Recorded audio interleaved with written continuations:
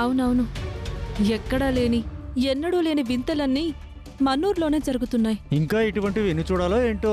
మనుషులు రక్తం కక్కుకొని చావటం, పొలాలు రావి చెట్టు నల్లగా మారిపోవడం అన్నీ అయిపోయాయి.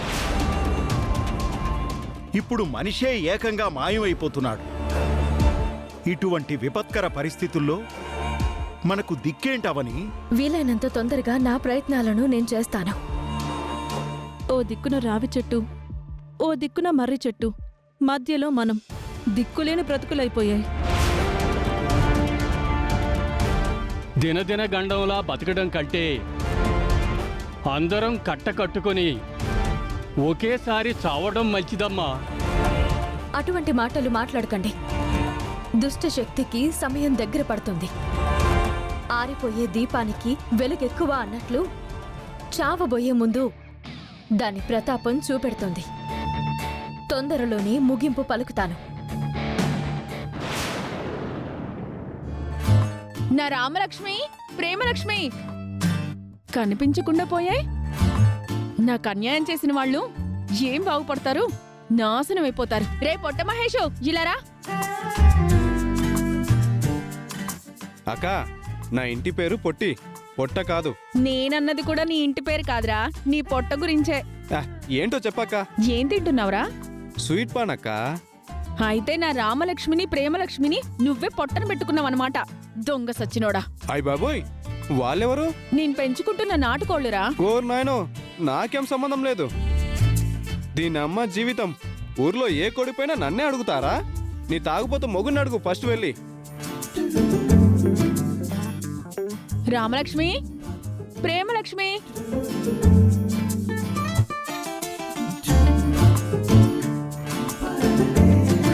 కనకం, చికెన్ తెచ్చానే, కిలో కూరండు, మరో కిలో జీడిపప్పేసి పకోడీ చెయ్యి. ఇవి మన కోళ్లేనే. ఎంత పని చేసావురా ముదిన స్టెప్స్ వచ్చినోడా. ఊర్లో జరుగుతున్న వింతల గురించి తెలియడం లేదా? అందరం రేపో మాపో అన్నట్టున్నాం. మనం పోయాక కోళ్ళుంటే ఏంటి, లేకపోతే ఏంటి? మంచిగా మసాలా దట్టించి తొందరగా ఉండే. ఈ లోపు నేను వెళ్ళి కళ్ళు తెచ్చుకుంటాను.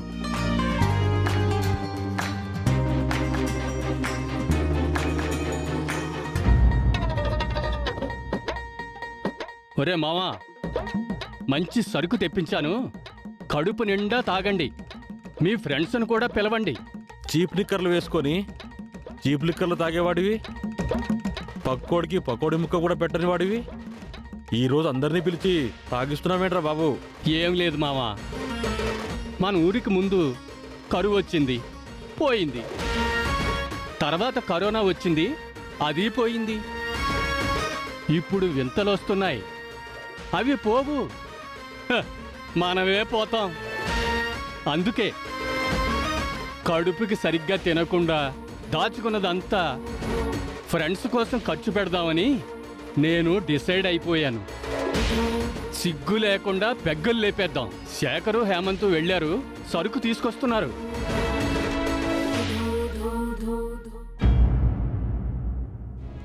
మేమిక్కడ ఉండము అన్నాం, మా వల్ల ఇక్కడ ఏం పని ఉంది అన్నాం, వెళ్ళిపోతాం బాబు అని మొత్తుకుంటున్నాం. అయినా మా మాట వినరే. మీరు పెద్దవారు, మూడొంతుల జీవితం చూసేసిన వారు. మీతో పాటు మమ్మల్ని కూడా చావమంటారా ఏంటి? అవునమ్మా, మాకింకా బోల్డ్ ఫ్యూచర్ ఉంది. నువ్వేంటే పెద్ద యూత్ లాగా మాట్లాడుతున్నావు? నాకు మాత్రం అచ్చటా ముచ్చటా మంచి చెడు ఏం తీరాయని. సంబంధం లేని మాటలు మాట్లాడావంటే నిన్ను చంపి జైలుకు పోతాను. ఏమనుకుంటున్నావు? ఊరికి చెడు జరగడానికి ఇంకా 9 రోజులే ఉన్నాయి. మాకైతే కాళ్ళు చేతులు గజగజ వణుకుతున్నాయి. ఎన్ని మాటలన్నా ఊరి కష్టం తీరే వరకు మనం కాలు బయట పెట్టడానికి లేదు.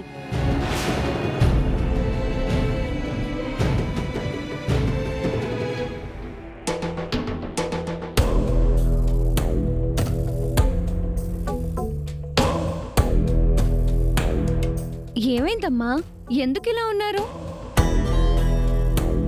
ఏదైనా షాకింగ్ న్యూస్ మోసుకొచ్చారా ఏంటి? ఇప్పటికే బీపీ 200 ఉంది. అటువంటి న్యూస్లు చెప్పకండ్రా. ఏమైందమ్మా? తాళపత్రాలలో రాసున్న విధంగానే వింత సంఘటనలు మొదలయ్యాయి మావయ్య.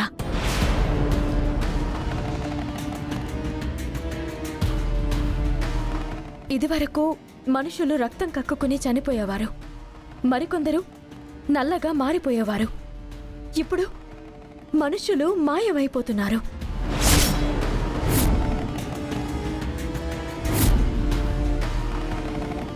మనుషులు మాయమైపోవడం ఏంటమ్మా? ఊరి మధ్యలో దేవుడి చెట్టు రావి చెట్టు ఉన్నట్టే ఊరి బయట జడల మర్రి చెట్టు ఉందంట. అక్కడికి ఎవరైనా వెళ్తుంటే తనలోకి లాగేసుకుంటుందంట.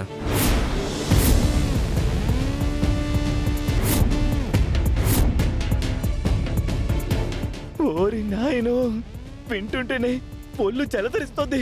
అది చూసిన ప్రత్యక్ష సాక్షి వచ్చి చెప్పాడు. మనిషి చావకుండా మాయమైపోవడమేంటి? చాలా విచిత్రంగా ఉంది.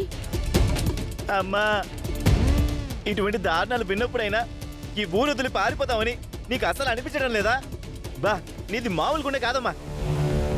మనం వెళ్ళిపోదామంటే ఇంటి దగ్గర వీళ్ళు వదలడం లేదు, పొలిమేర దగ్గర కొరివి దయ్యం వదలడం లేదు. అంతా మన కర్మ. అమ్మా, ఎవరో ఏదో అనుకుంటారని మనం వీళ్ళని భరించడం కంటే ఇక్కడి నుంచి పంపించేయడమే మంచిది. లేదు శ్రీకర్, అలా వెళ్ళకూడదు. ఊరు మనకు పేరు, ప్రతిష్ట, గౌరవం, మర్యాద ఎన్నో ఇచ్చింది. తిరిగి మనం ఊరికి ఏదో ఒకటి చేయాలి. పండగలు చేశాం, ఏరువాకలు చేశాం, ఉత్సవాలు, సంబరాలు, జాతరలు అన్నీ చేశాం. ఇంకేం చెయ్యాలి? మన వలన ఊరికి ఇంకేం తక్కువైంది చెప్పండి. అవన్నీ అందరితో కలిసి జరుపుకున్నాం. అందరూ సహాయం చేశాకే జరుపుకున్నాం. ఇప్పుడున్న సమస్యను మాత్రం మనం మాత్రమే ఎదుర్కొని సాధించి తీరాలి. అయినా కష్టపడుతున్నది అవని వాళ్ళు. మీరెందుకు హైరాణ పడిపోతున్నారు? నీకా అర్థం కాదు, వీళ్ళ అర్థం చేసుకోరు. ఊరల్లా మనల్ని వదలరు. తేడా, టోటల్గా తేడా, అంతా తేడా. ముక్కు పుడకను సాధించడానికి ప్రాణాలకు తెగించి ఇక్కడే ఉంటున్నాము. మీరు ఇంట్లో కూర్చుని కబుర్లు చెప్తున్నారు. కొంచెమైనా మానవత్వం ఉందా మీకు? అమ్మా, మానవత్వం దానవత్వం అని కూర్చుంటే ఆ వసీకర రాక్షసత్వం చూపెడుతుంది. అదే నీకు అర్థం కావడం లేదు. ఓ పని చేయండి, మమ్మల్ని పొమ్మంటావా? అత్తయ్య మావయ్యల పెళ్లి రోజు రేపు అయిపోనివ్వండి, ఆ తర్వాత ఆలోచిద్దాం.